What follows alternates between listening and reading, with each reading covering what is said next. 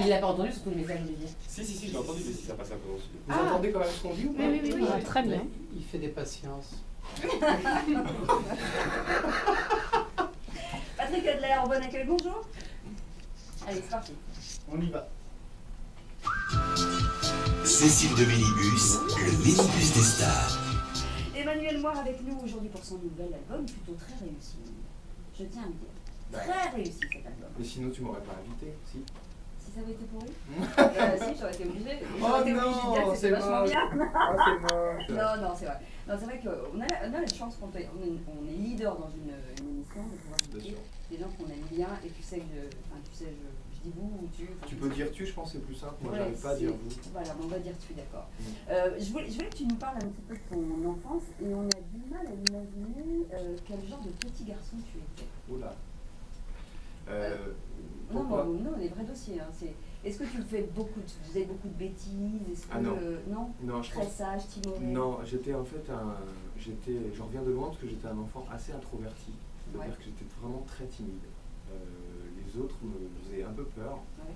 L'inconnu me faisait vraiment peur. Dans le genre, quand je devais aller dans un lieu que je connaissais pas, ça m'angoissait, mais des jours et des jours avant.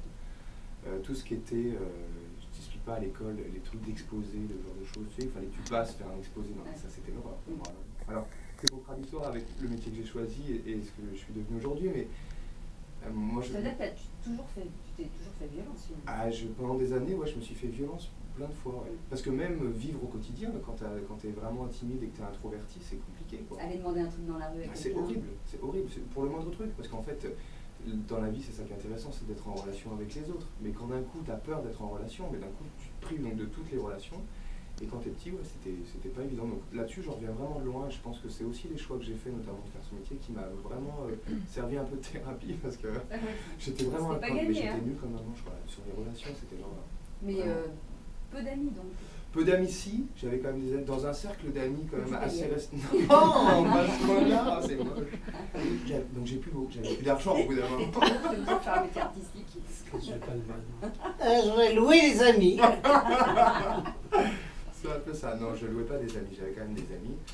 Mais j'étais pas très soirée. Par exemple, sur les soirées où il y avait 15 000 personnes, j'y allais jamais. Je trouvais toujours une excuse pour pas y aller. 15 000, c'était quelle soirée? C'est une expression, c'est une façon de dire. Non mais il est vieux, donc il rebondit sur tout, on ne comprend pas. Un vieux qui rebondit, c'est déjà bien. Oui, c'est vrai, c'est assez rare, c'est bien, t'as la forme. Et sinon, cursus scolaire plutôt assez brillant. Alors, ouais, là par contre, effectivement, j'avais quand même des... il y avait que ça à faire en même temps. J'avais quand même des trucs qui fonctionnaient, c'est que... Non, j'étais très bon élève à l'école, c'est que j'ai toujours adoré apprendre, mais toujours. Je m'estime toujours être un apprenti, j'adore apprendre, me confronter à des choses que je ne connais pas et m'enrichir. Et dès petit, j'adorais... par rapport aux autres gamins, j'étais un peu différent là-dessus, c'est que j'adorais lire, préparer, même si je n'aimais pas faire les exposés, mais bosser dessus pour le préparer, ça pour moi c'était terrible. Ah, c'est l'inverse de moi, c'est dingue. Et vous avez pris très vite des cours de chant. Je dis vous, toute la famille. Non. Ah, toute la famille. Est-ce que tu fais référence à toutes les personnes qui sont à l'intérieur de moi-même? C'est ça, toutes les personnalités qui émergent.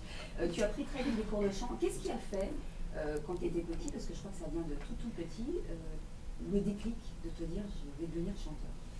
Ou je vais chanter? C'est marrant parce que j'ai pas vraiment de déclic. J'ai eu des déclics qui m'ont fait basculer d'un coup du côté un peu, comment dire, plaisir au côté professionnel. Mais le déclic tout petit, j'en ai pas eu. Prends des cours de chant comme on prend des cours de chant comme ça. Oh, tout d'un coup. Non, mais je faisais des chansons depuis tout petit dans ma chambre.